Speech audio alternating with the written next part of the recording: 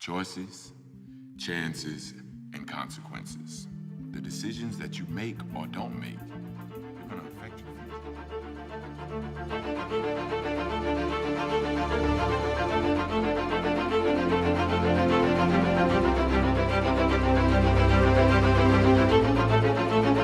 What controls you?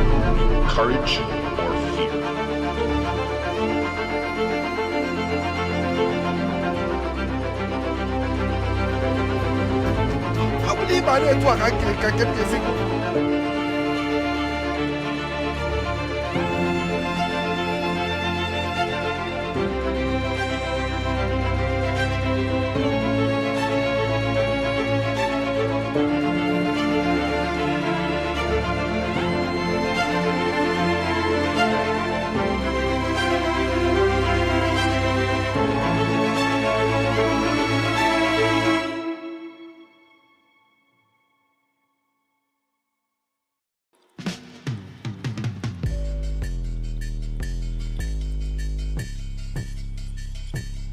What's up? It's your girl, Falashade Okenmoken, the owner of Unscripted TV.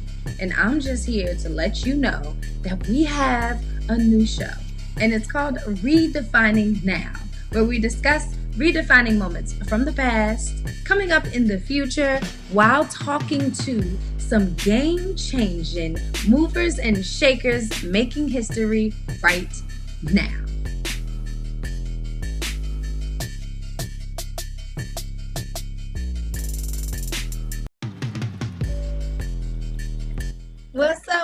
What's up? Welcome everybody to another episode of Redefining Now, where we discuss current events, trends, and influential people across the diaspora, and in that order. I'm your host, Falashade Okenmoken, the creator of Unscripted TV, which is the interactive cinematic experience bringing you amazing Black content in an immersive way. I always say this, but Unscripted is here and we're really ready to change the face of media. So if this is your first time joining us, thank you and welcome. We're going to be doing this every Tuesday at 8 p.m. Eastern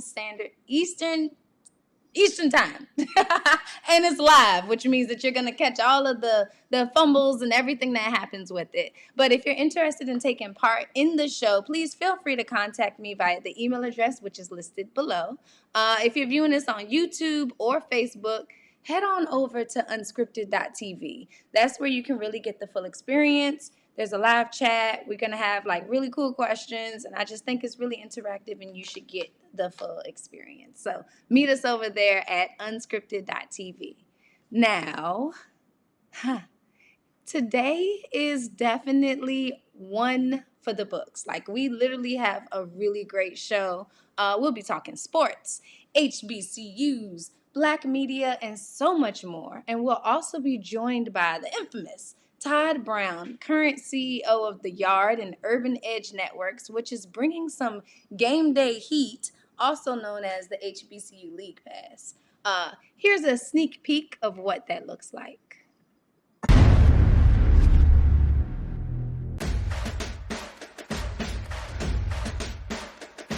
HBCU League Pass.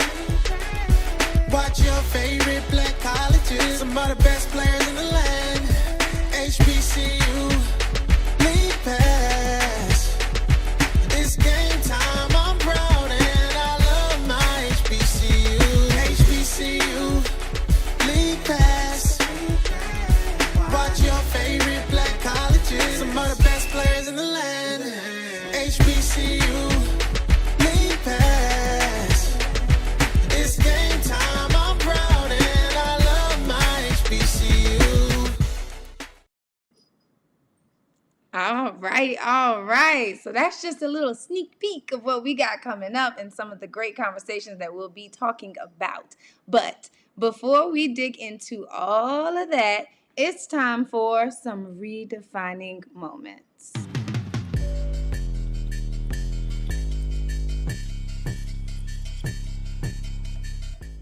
Okay.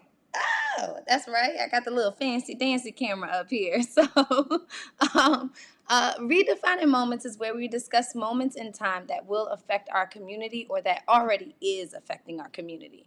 Today is the 1 year anniversary of George Floyd. Yes, so that means 1 year ago, we watched the most heart wrenching 8 minutes and 46 seconds of his life. And while we want to celebrate his life and the awakening that his death brought to the world, we're also going to discuss a few incidents involving the police and unarmed black men. We're going to speak about the super trending Kwame Brown. And then we're going to touch on ways to support ourselves and our black youth in development. Right, let's get it going. So, we've been witnessing police brutality and unjust systemic issues with force for since we've been brought here. But thanks to the most recent awakening that stemmed George Floyd, that's what I get. We are starting to uncover and address the brutality of police under the magnifying glass of social media, emerging black media, and people that know that we deserve better. And this week, we're going to look at two incidents that make you want to chant defund the police, or at least question the chaining and morality needed to be a cop.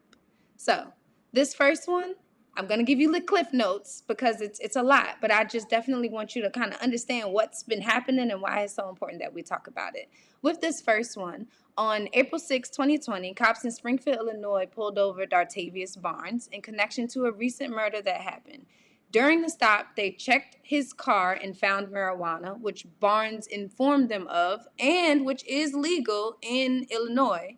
And they also found a gold urn, which had the ashes of his 2-year-old daughter, Tanaja Barnes. When they returned to the vehicle, they lied and said that the ashes tested positive for MDMA. So this young man was pulled over, had his vehicle searched without permission or warrant, and then had to relive the sad truth that his daughter was taken from him at 2 years old and then humiliated by the police who had disrespectfully tested her ashes for drugs and then lied about the results.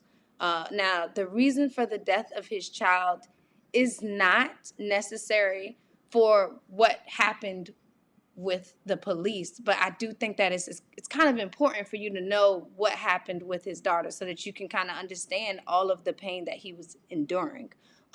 His daughter was killed by her mother and boyfriend who neglected her to the point of malnourishment. When she was found, she was covered in urine. When she was found, she was covered in urine and her body temperature was only 32 degrees, which is the exact temperature for freezing water. Her mom and the mom's boyfriend are both serving more than 30 years apiece. So Dartavius he didn't just experience a sad moment when he was pulled over and he had her ashes desecrated, but he also had to relive the fact that he was already experiencing something very, very traumatic and traumatizing. And then we move on to another story, which is this one. Now, due to the nature of this incident, if you are trauma-stricken, it may bring some people uneasy feelings. So I do suggest that you mute it, come back. I don't know, but I'm going to run through this because it's very detailed and this one is kind of hard to get through. So on May 10th, 2019, Ronald Green led police in a high-speed car chase after being solicited to pull over by Louisiana State Trooper for an unspecified reason at 12 a.m. Now, I'm going to pause right there. I don't know about you, but I'm not trying to pull over with a police officer on the road at 12 a.m. when it's just me in the car. So I definitely understand the fear that this man might have been going through. When he finally did comply and stop, the police He's told them that he was scared. He said that he was sorry for bringing them on the chase. He was calling them his brother, and they completely ignored him. I'm not going to play any of the video, but they completely ignored him and his pleas. They handcuffed him and they handcuffed his hands, and they cuffed his legs. They proceeded to beat him. They dragged him on the concrete face down. And when they finally reached out to his family about his death, they actually said that he died from crashing while in the high-speed chase. It wasn't until 2 years later that they finally released the body cam footage for the family to see that he was killed by the police. Yes, the family is serving or working on a lawsuit, but the issue is that, and their lawyer is saying that they don't need sympathy. They want consequences, and they want them now. There are so many times and so many things that we do, and then there are so many times when we don't do anything and we receive instant consequences. The world is in turmoil right now, and it's just really crazy to continue to watch this, especially a year later after the George Floyd movement, especially with all of these things that are going on. It's just painful. And then I want to say that I definitely agree that it is definitely time for some change to happen. I want consequences now, but I also want a full sweeping of all police forces. This is the time when America can stop holding its panties in a bunch. Y'all know I had fun writing this. And actually take some tips from, like, Starbucks. When Starbucks had that racial incident in one of their locations in Philly that caused a stir, they shut down all of their locations on May 29th, 2018, and did a racial bias training to all of their locations. Mind you, this incident that happened was horrible, but their response was actually pretty good. And they're just making coffee. Now, I don't shop there anymore, but the most that we can do with something that is happening time and time again is actually try something. We've lost, oh my goodness. See, I need to be more unscripted. But anyway, the reality is I'm sick of it. And when we say defund the police, we mean redirect how the money is spent. Make sure that they go through proper training. Weed out the bad apples. Pretend like they actually care about the people that they're supposed to protect and serve. Not just protect the people that are within the problem. Change is definitely coming, and we know that it's going to happen. But right now, we definitely need to make some more movements. So let me know what you guys are thinking. Actually, let me check what's going on in this.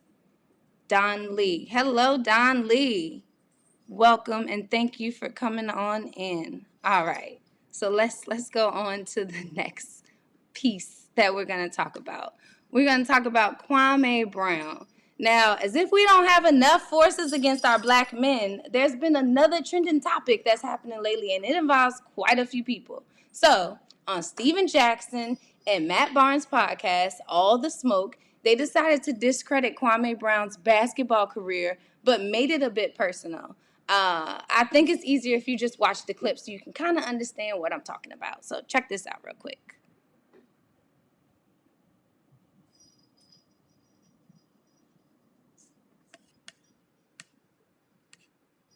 Well, we traded Marc Gasol, yeah, that's what people, right? oh, you got him for nothing, not Right. realizing that what you guys gave him was Yeah. Marc Gasol. And Kwame Brown. And so, Marc Gasol. and, Right, oh, you played with Mark? No, No? that was Yeah. a one-man trade. You just used the name. That name was just there. So now we get Powell. We go on this run.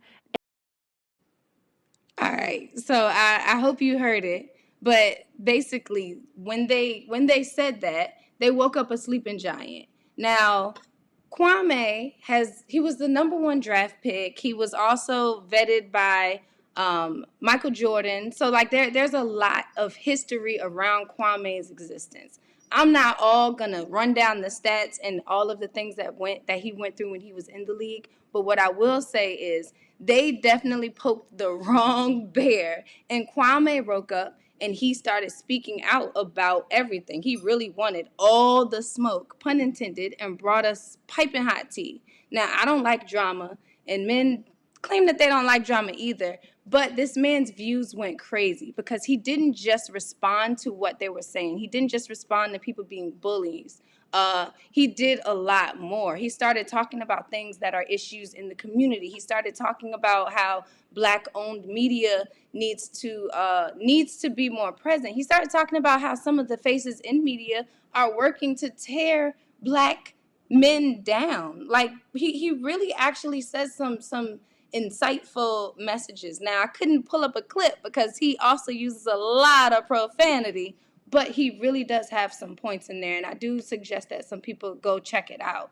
Now, Kwame said that being in the NBA is like a fraternity. So everyone has dreams of making it, but only the ones drafted are so top-notch as to get through. So for Matt and Steven to use their platform to try and tear him down was a breach of that brotherhood. And I agree. And I want to take the analogy just a little bit further. In our community, we are family, and we should not want to air out dirty laundry for the world to laugh at when we can actually help someone just clean it. We are the only race that gets a kick out of kicking someone else when they're down, and we invite other people to the cookout to dish out even more. So now everyone has pretty much apologized for the incident with Kwame that recently happened, but I do believe that it was triggered by past experiences.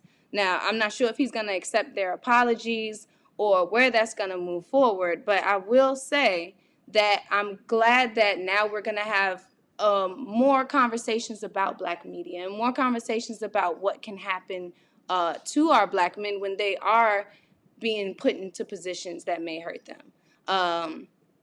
He now is doing good for himself. He's working in the community. He's working on a farm. He's focused on uplifting the community, and we need to do the same. We need to build our community. We need to practice empowerment. We need to analyze situations without making them subjective and distasteful. We need to protect our image, or, as I should say, we need to redefine our narrative to create the narratives that we really wish to see and to be. We have to protect our people and practice proper conflict resolution when problems do arise. And finally, we have to cancel culture in our community. We need to help people and give them the opportunity for a redemption story. This is definitely Kwame's redemption story. And maybe the NBA didn't play out as people expected, but he's destined to make an impact in his neighborhood, and we'll be sure to be watching him as he rides that train.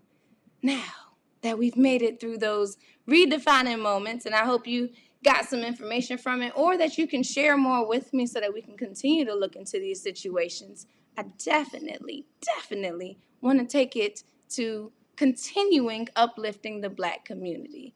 And there is no better place that comes to mind than HBCUs. Now, I feel like I have to get you all in the mood for this discussion, so let me give you guys a taste of Howard real quick so you can truly understand what it means to be taken over by the band. Check this.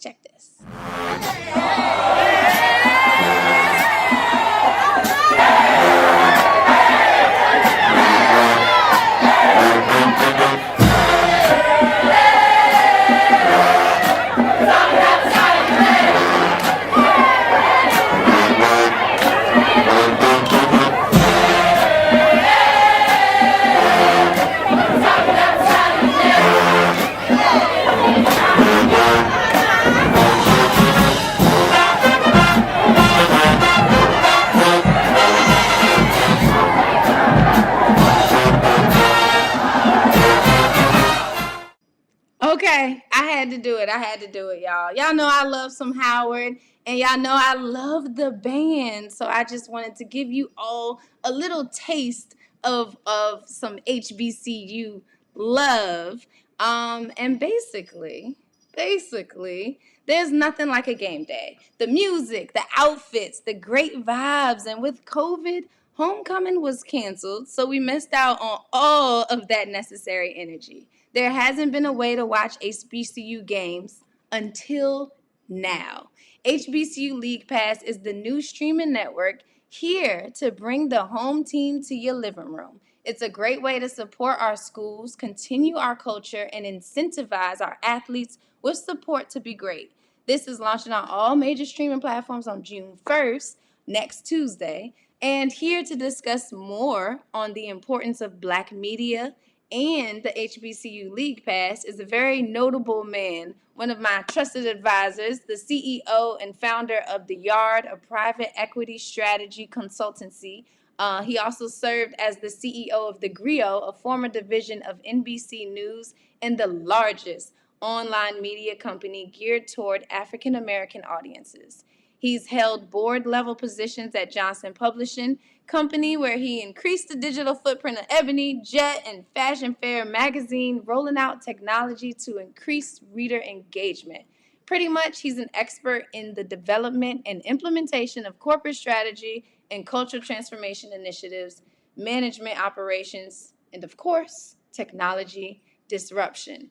I am excited to bring on Todd Brown, but let me see. Should I play the HBCU League Pass video? Nope. I'm gonna let him cue that up. So right now I'm actually going to bring on Todd Brown. Hey. What a great introduction. I'm like, whoa, who was that guy you were describing? That was awesome. Yeah, no, he is awesome. No, it's really great to have you on. I can't believe you didn't play the jingle. It's so sticky, you know. All your favorite Black colleges, the best colleges in the land. Come on now. I mean, look, I got it. I even got the video where we can a show little taste. You can run it in a minute. Let's go. All right, let's do it. Let me play it.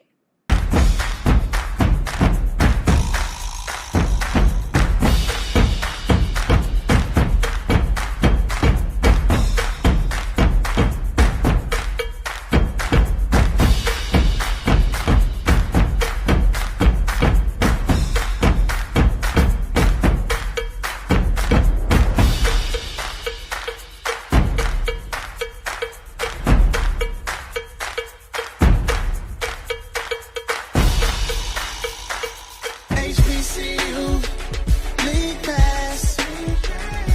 Watch your favorite Black colleges. Some of the best players in the land. HBCU League Pass. All right. Thank you. That was awesome. Absolutely. Yeah, and that song always gets stuck in my head now when I hear HBCU. Yeah, I'm gonna be on the remix. Well, I would tell you that's an original song, and part of the conversation that we're driving here is original. The first HBCUs started in February of 1837. That was Cheney State University. So HBCU precursed most of the sports that we know today. And you've seen the monetization of Black bodies, the monetization of Black culture, the monetization of everything Black. What you don't see is equity, ownership, and control of the narrative. And so where I come from is a place that starts with not just doing a service for my community, but building an infrastructure that we can deliver some of the best intellectual athletes, some of the best infrastructure, some of the best entertainment and engagement that anyone who's been near an HBCU can rave about. And four of my older siblings, when I was, by the way, there's a 20-year span between my family on ages. So my first memories is Grambling State University, the Tiger Marching Band, the Omegas stepping, the Majorettes dancing. You know, I spent the first 5-6 years of my life pretty much on Grambling's campus with my older siblings. So the DNA of HBCU is in my fabric. More importantly, most folks don't know that HBCUs were pretty much our only choice. You know, you had very few people who did what my fraternity brothers did at Cornell when they started Alpha. We didn't have a lot of choices as far as opportunities for education. So this notion of HBCU League Pass is not just a notion of engagement, entertainment, of delivering the best experiences you can find around sports, bands, gaming, and culture. It's an opportunity for us to participate specifically in a monetization that the majority participates in from day one. The predominance of the athletes that you see on Saturdays and Sundays are Black. You know, and when Blacks aren't engaged in the sports, you don't see that pizzazz, that pop, that energy, nor do you see the monetization opportunities. And so what we want to do is have a conversation about why not us? Why not now? And why not allowing us to distribute and own our own voices and control the narratives in all those phases? So now we have 101 institutions, used to be 120. Most of them, from a financial perspective, are in a very challenging positions. And they talk about revenue generating sports and non-generating sports. The predominance of the sports and HBCUs are losing money. The predominance of those wonderful bands you love are losing money because you don't see what you see in majority experiences. And what I like to say, and we can get to your questions after I say this, is there's no reason why we don't NASCAR 50 events in the fall and 50 events in the spring called HBCU competition, because they figured out how to NASCAR everything else. And what that means is if you go to a NASCAR event for 4 days, starting Thursday through Sunday night, you can't, there's no room that a brand doesn't exist in the experience. It's a multi-billion dollar business because the brand showed up and supported it. And we know how special HBCU engagement is. What we haven't seen is the brand support. Full stop. I agree. And honestly, you know, I go to Howard's homecoming all the time. So recently there have been some installations that you can see that are a part of it, but usually it's just stuff that we create. And I definitely think that having more brand presence would be something that could definitely drive more money back into the schools. And the fact that we have so much money that comes in from homecoming and from these events is just huge. So I'm 100% with you on all of that. Well, let's talk about that for a moment. So all of that money that's generated around those events, and again, I say this because my siblings related to me. The only HBCU games they're allowed to see are the games that they attend, by and large. If you don't go to the game, you will not see the game. And you see us at maybe on ESPN X at 3, 4 in the morning prior to Deion Sanders getting involved. And again, I want to speak to this specifically. The reason why the HBCU schedule was shifted was not just COVID, but most of the facilities at HBCUs are in such disrepair that they're at the same level of COVID spread as you see in state and federal prisons. These buildings are old, the ventilation's bad, the infrastructure is horrible. So if you put students in those buildings today, and then a lot of the teams that tried, they end up canceling their season, even in the shifted season, because the spread of COVID in these facilities. And I predict that if there's not something happening assertively around the infrastructure and investment in HBCUs, you're going to find that same kind of spread again, because this is an airborne disease that spread in places that, frankly, don't have the code. Now, you saw the white schools played. Their infrastructure, their buildings, their air conditioning, their AC, their testing, their opportunity is completely different. And it's largely driven by their sports machines that create upwards to $100 million in profitability to them, on top of jobs and engagement. And then the alumni, which then come back from these institutions and reinvest because they have pride in what was delivered. And most of us have pride in HBCUs, but we have debt from the HBCU more than we're in a position to give back to the HBCUs. So we thought it was possible for us to have a conversation in this moment, and with my friend Byron Allen and others coming together and making a strong demand on the money that we put out in the world, the impact that HBCUs have today, and the impact that they're going to have in the future relative to delivering the best of us, and us being able to monetize and participate in that reality. Absolutely. And I was just sitting here nodding because I completely agree and understand all of that. Like, obviously, I went to an HBCU and I can't wait to do way more and give back and be a part of that. But there was even a slide that I remember seeing from one of your presentations that talked about how HBCUs pretty much present 75% of all, let me see, here we go. 75% of Black PhDs, 80% of Black federal judges, 85% of Black doctors. Goodness gracious. So that means that we are really producing high quality, amazing. Almost 100% of military officers, you know, and the predominance of generals, you know, and you're talking about a feeder group. Now, let me give you some demographics.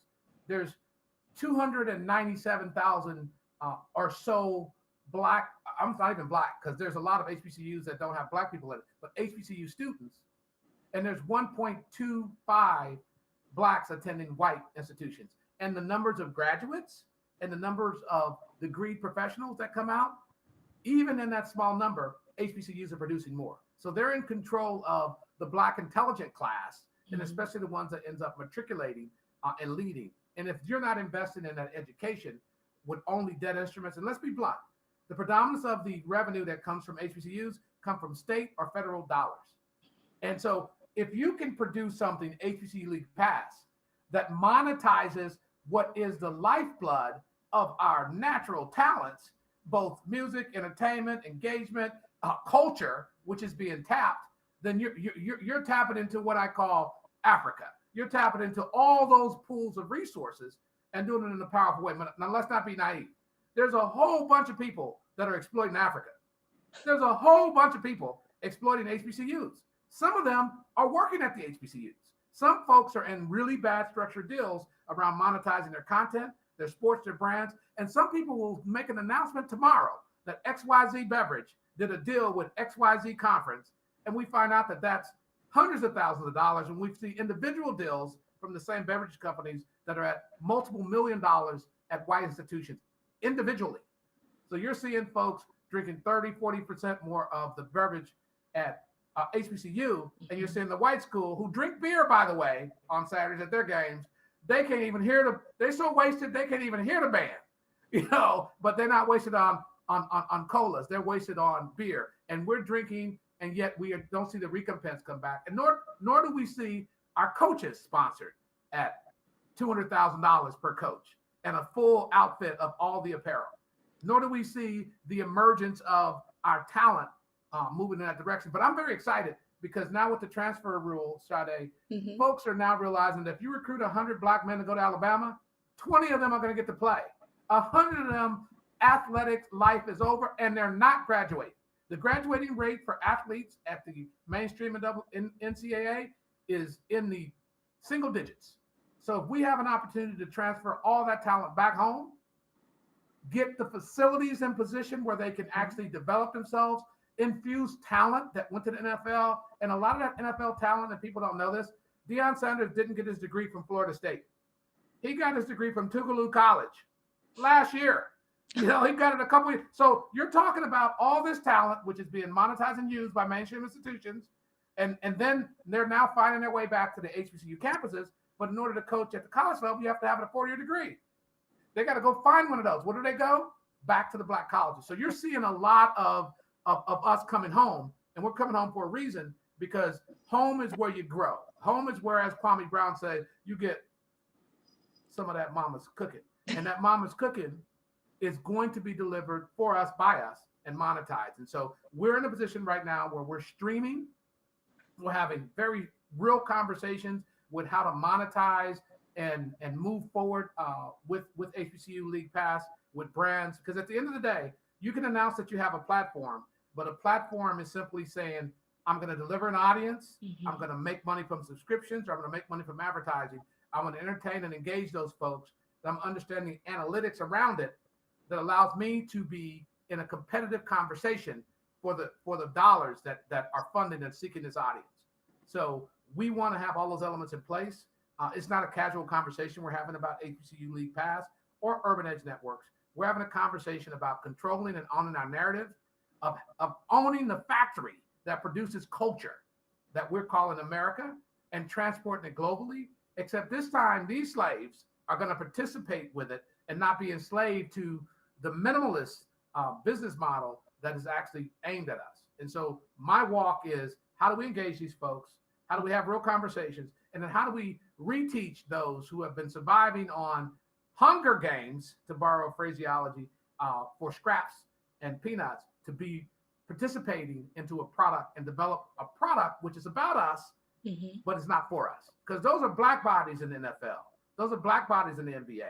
Those are black bodies in soccer. That's black bodies that used to be in Major League Baseball. Right. And we need to reconnect with that. So that's why we're doing it. That's why we're excited about it. No, I love that. And honestly, something that I've been seeing recently with this younger generation is the fact that they are going to HBCUs. Like, we're seeing big name high school basketball and football players that are like signing on to HBCUs. So I do think that the click is really starting to happen.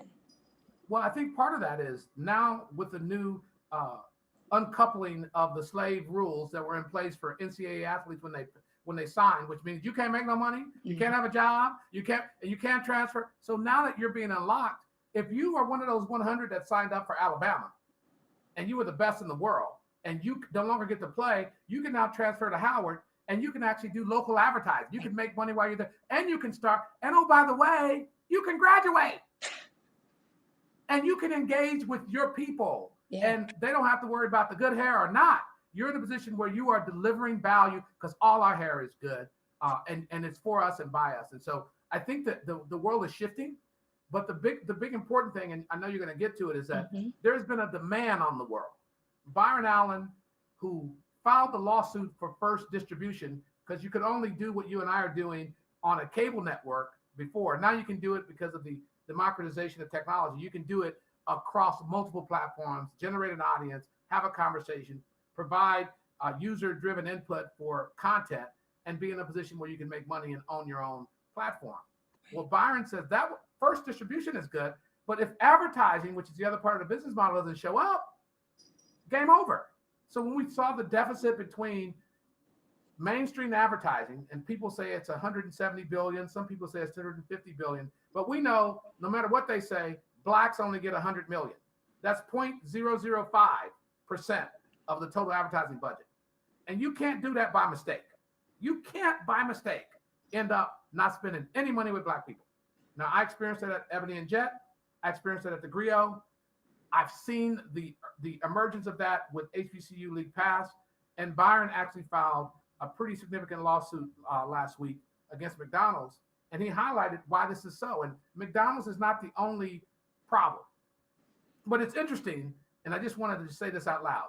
If you're 40% of someone's business model and they don't spend any money, time, or energy other than you dancing in their commercials and you being the buffoon clown that's over-indexing on all of the spending money with them, and they don't do any business with you in a significant way around parity of what they do with the majority, and I submit that it's more than just media as a category, that is irresponsible as an executive. And I've been an executive for a long time at SVP levels at these top corporations before I moved into the black media space. Let me tell you, that's a business risk. If you have 40% of your business coming from someone and you're not nurturing, developing, investing, and building, and oh, by the way, I think it's no accident that a company of $100 billion is spending $1.6 billion on marketing, because obviously they don't have to market to black people because y'all showing up anyway. Because normal sized companies are spending $3-4 billion to get their audience together and get their customers together. That means that I'm taking you for granted. I'm not demanding that they spend more than a 1.6 billion. I'm demanding that they spend more money on 40% of their marketplace. And then they spend it with the people that they're extracting the money from. And I think if you go through corporate America, all 1,000 of the Fortune 1,000, you'll see you can't get 100 million out of 250 billion unless you're abusing consistently and systemically. And that's what the action Byron took, and the action I stand with him on, the action that a number of other very brave people, meaning 6 or 7, stood up and said, we're going to stop this now. And when we stop this, it's not just the 7 that wins, Sade, you win. Because if the pool has 100 million, I pretty much got to kill you. I can't let you get $1. But if the pool has a tithe of 25 billion, now that's a different conversation. Everybody can eat. And it's a different conversation for us. And I think that HBCU League Pass is the safest brand out. Education is the safest brand in America. And putting education, investment, experience, and then tap it into the development of our people and the investment that we're due, I think is a game changer. And I'm excited to tell the story. And I'm excited to be able to say, you can now see the best athletes. You can now see what you should be able to experience, not just being marketed at Oklahoma University, not just being marketed at Alabama, which, by the way, the predominance of the athletes on there are black. And they don't even have a chance, infrastructure, investment, being able to be marketed. And we're trying to change that landscape. So we're pretty excited about it. Absolutely. So you know what? A question peaked in my mind that I didn't even have, that I thought about while you were speaking. So we're unscripted. Go ahead. Look, we have all these lawsuits that are going to be presented because obviously Byron is doing his homework and finding out the different breakdowns of how much people are spending in the black community and how much the black community is actually giving to these businesses. But what happens when a company doesn't want to move forward with how we're doing it. Like, yes, we have the lawsuit, but then we need boycotts. Like, how do you expect to actually get people to get behind it so that Well, it's not just Byron and you and the other Black-owned medias facing this alone? Like, we need to actually come well, together around it. well, I think the first challenge with any problem is to really define the problem. I mean, most people that I talk to in my family group and across, when they find out that we eating 42% of $100 billion of, I mean, the shock of that notion. And again, one could say, if you look at the disease in the Black community, that we also over-index on all of the things, the food deserts, but then we see liquor and fast food. And so the idea of our awakening, the reckoning, the information, and then having folks that are bold enough, that are financially healed enough to have a direct conversation with so-called power, and then to bring the legal conversation to bear, because it's more than just the awareness, because we get over that really quickly. We go, okay, whatever, it is what it is. But when you have legal standing and you go back to the statutes that they like to go back to, 1866, after Civil War and Reconstruction, and said that you have to do business with Black people, when you go back and use the weaponry of the legal system, and then you have the awakening of a people who are now all natural, who want to know where not just their 40 acres, they really want to revive the DNA and get the mule back alive. And they want to get fair, equitable treatment, not just in the education allocation, but in what they expend. And so you have the potential to awaken a $1.7 trillion marketplace, which has a $7 trillion influence. If you don't believe me, ask the Kardashians on the economy. Then that notion is a business risk for corporations. And that's why I think you're going to see movement happen, because it's just too easy. I mean, the conversation that we're having consistently with brands is, oh my goodness, I had no idea that I was starving you out, or I built a system that you can never qualify for none of my money unless you're aggregated, mostly by white people, and then repackaged and sold to me. Then I can kind of see you. Or I can give a couple of y'all jobs, iHeartRadio, ESPN, Spotify. Call them out. So I can give y'all a job, and I can do what's called Black targeted. That means I'm going to give a few of y'all a job, and the rest of y'all can come talk to them, and they can tell you that I can't give you a job. And the reality of it is, you don't want a job, you want an opportunity. Because if you're dealing with 25, and then we didn't even ask for 14%, which is what we represent of the economy.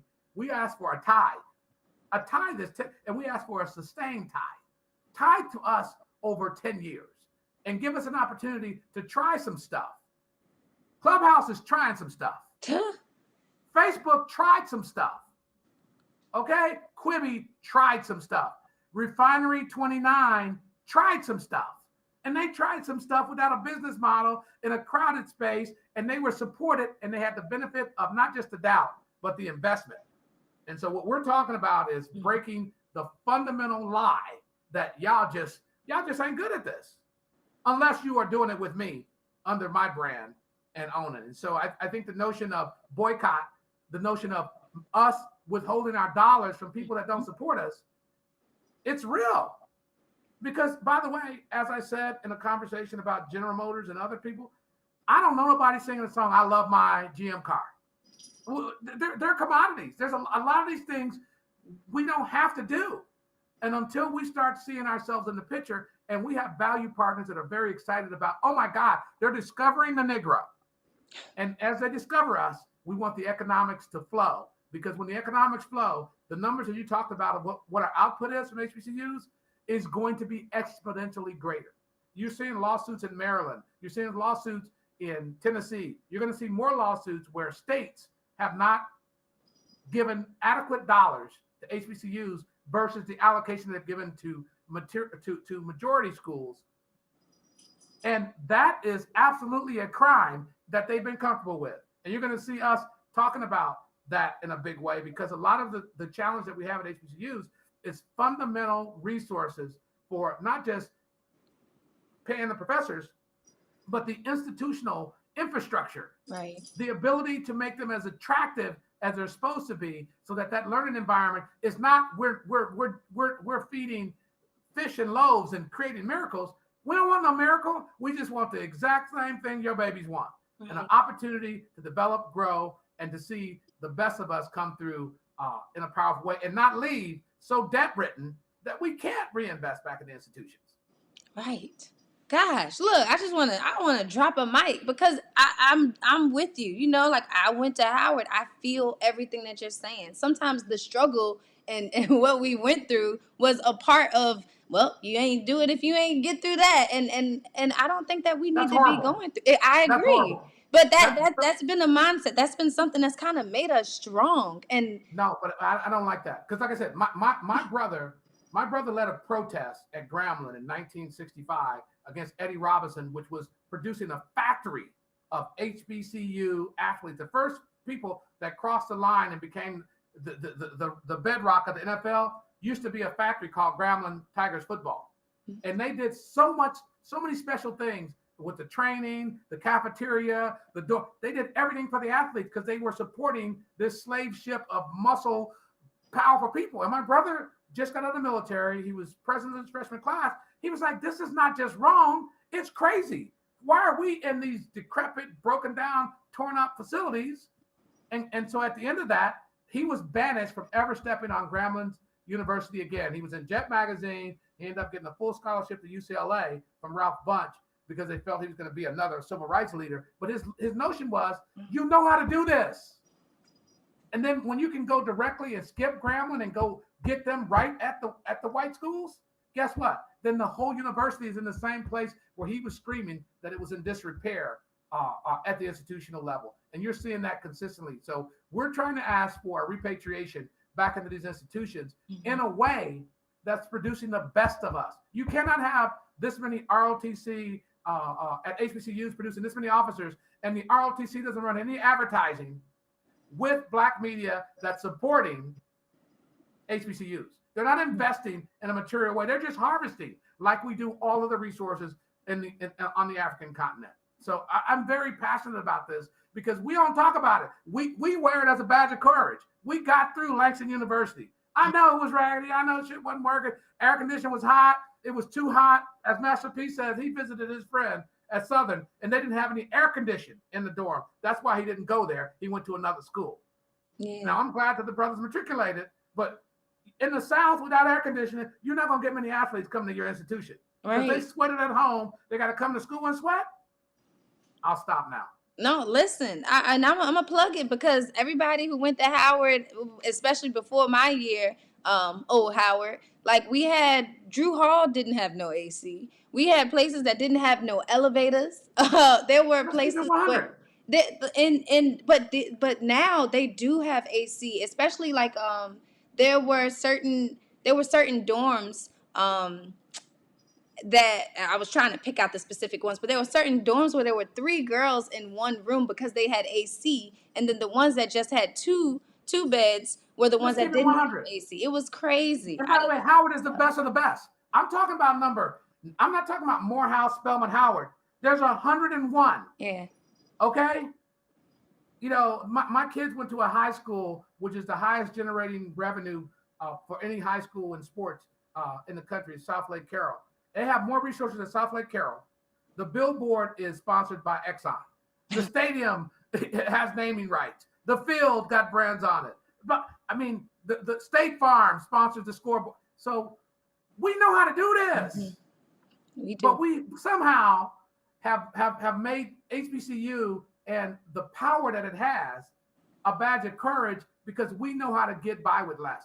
I'm trying to give us what we deserve, position us, and because of my friend Byron and the investment that he's making in Black media, the narrative, which is going to feed the narrative across all the monetization of Blackness, starting with sports, entertainment, gaming, is going to lead to a conversation where this 4.5 million people that are HBCU affiliated are going to speak in a voice around the economy that we influence for 43 million, and then the broader community that those 43 million influence in these United States and the globe.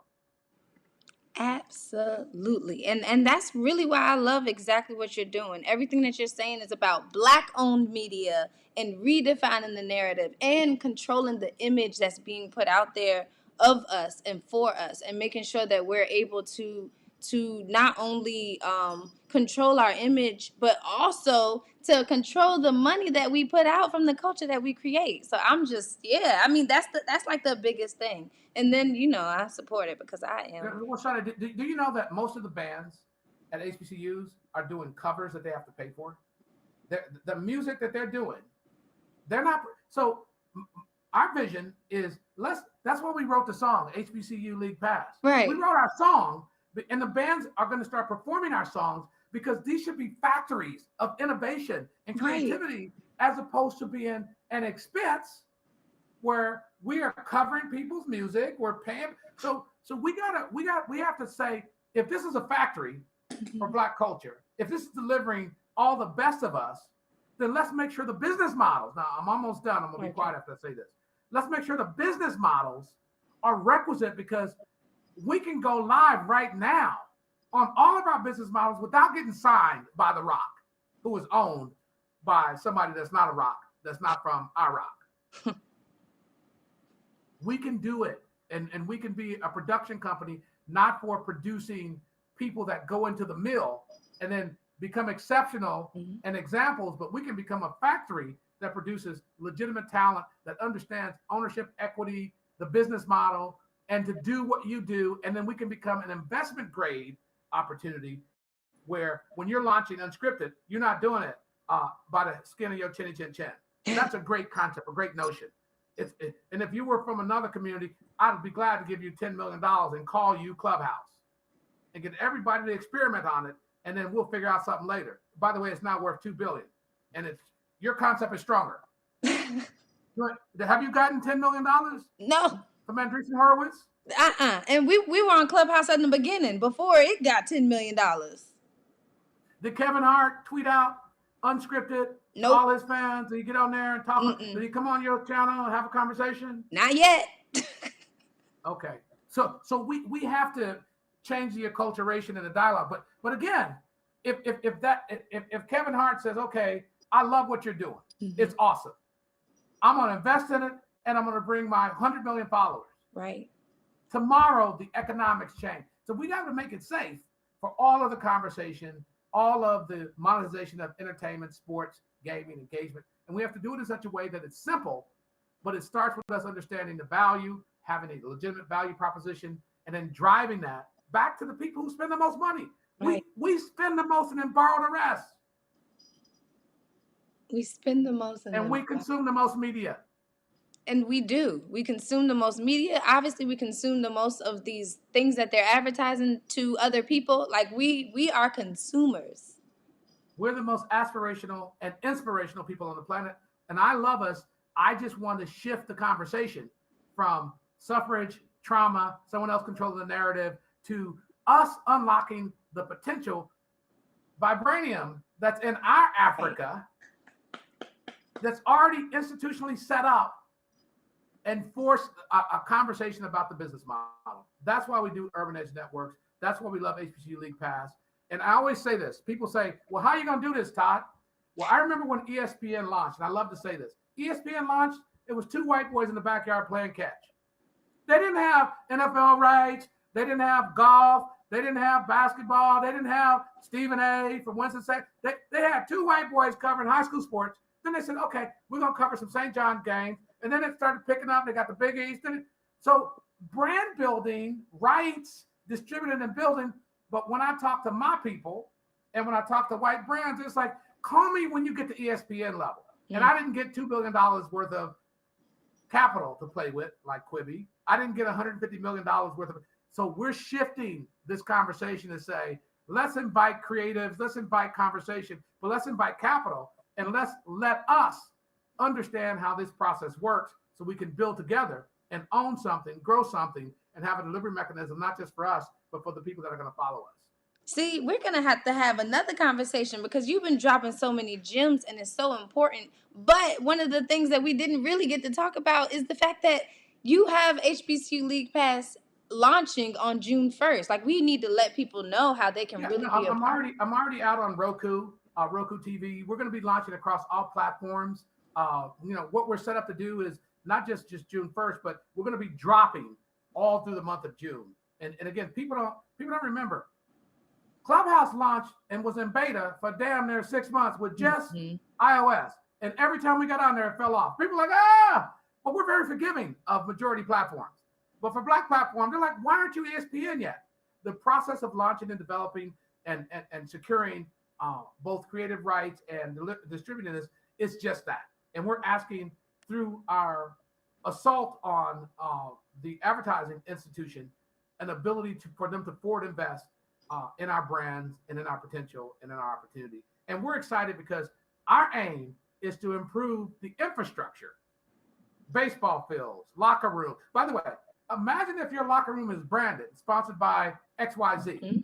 That you got a barbershop in there, you got a soda fountain in there, you got new equipment, you got new lot. We know how to do this. Yeah. That's branded opportunity. But what we got is when I visit that locker room and I go see Oklahoma State, I'm going to Oklahoma State. Because somebody donated $500 million, T. Boone Pickens to Oklahoma State, and he said spend it on golf and football. Now, how are you going to compare that to Langston University? Right. Unless you have a media deal where advertisers and networks and brands are coming back and creating opportunities. But the last thing I'll say is that I live about a mile from Texas Speedway. And starting on Thursday night, they have 10 acres of predominantly white experiences and brands, and they start partying and camping out. You got brands and activations. You think it's Howard's Homecoming, except it's all white with Confederate flags and every brand of Americana you ever want to see. The driver is covered from head to toe in brands. The cars, the engine, the pit crew. Imagine if you was really at Howard Homecoming and it was fully branded. And then it was broadcast on national TV for everybody to see. Now, I'm talking pre-party, post-party, after-party. That's $1 billion. And that happens at the Texas Speedway during race season 5, 6, 7, 8, 10 times. It ain't never happened. I've been to plenty of Howard Homecoming when I lived in D.C. Right. We do it, but the brands don't show up. And we still make it hot. I want us to show up, and I want where we're spending money to show up, and I want the world to experience it in a way where they can see that our culture not only resonates, but you don't have to bring a Confederate flag to it. You bring a flag that's the pride of what you've invested in your future, and in your presence, and in what you know is going to be one of the best experiences. And we say when folks go to HBCUs, they don't go for 4 years. They go for life. Yeah. Now let's build it. All right. I'm riled up and ready to go. I'm with you 100% of the way. You know that. So let's continue this. Look, we done ran up this time. I didn't even get to no. Look, in the comments, people are talking about all the gems that you dropped. I'm surprised they didn't ask any questions. They said we need to get a panel with some of the other people that you're in talks with. Like, we got a whole bunch of stuff that's probably popping off now. And I'm excited about this type of conversation because this is how it starts. And this is how we continue to keep getting people along and to keep having these types of conversations to move it further. Well, I'll say 2 more things that I want people to look out for. So I'm relaunching the Negro Leagues in baseball. 30% of the folks who played in the Negro Leagues came from HBCUs. 30% of the players. And folks don't know there were 115 Negro League teams. They only talk about the 8 that the white people recognize. So imagine if all of the HBCU teams were playing in original regalia from the era, and we create an HBCU League World Series, and they're playing against each other at the Negro League Museum. And imagine, and folks don't know this, we have Dennis Scott that's going to do a talk show on our air in the morning. There are 13 former NBA players that are now coaching at HBCUs. Hey. And we're going to be covering not just those important experiences, but how to build with those teams. So when an athlete decides to come to Howard, he doesn't come to a situation where there's risk for him because there's appropriate infrastructure to deliver the best experience, because no one's covering this story, but a lot of HBCUs weren't in a condition to open up at the same time because the infrastructure, the facilities, the disrepair, the lack of investment, the malfeasance that took place around while they weren't funded, and when they were funded, were the funds being applied appropriately? So we're going to have a whole conversation. But when you start talking about driving value into the HBCUs, it starts with the money, it ends with the money, and it delivers the money that delivers the product. Yes.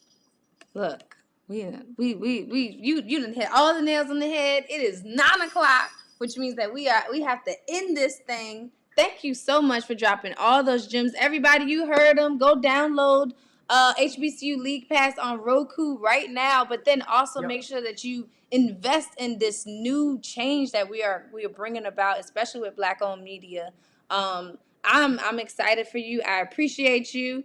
And we're going to definitely talk soon. Going to have to bring you back, too. Awesome. Thank you for having me. And again, HBCU League Pass, we're going to be everywhere. And it's going to be an impact on the culture. That's what our focus is.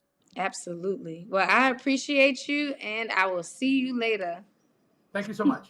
All right. And that is going to be it for Unscripted TV tonight for Redefining Now. We actually have a lot coming up next week. Today is Missing Children's Day, so we were supposed to talk about this really great organization called Real Oakland, but we're going to talk to them next week, and we're going to discuss more about Missing Children Day. And we're also going to talk about the year of the 100-year anniversary of the Tulsa Massacre. So tune in next week for Redefining Now, same time, 8 p.m. Eastern Standard Time on Tuesdays live. We'll see you then. Bye.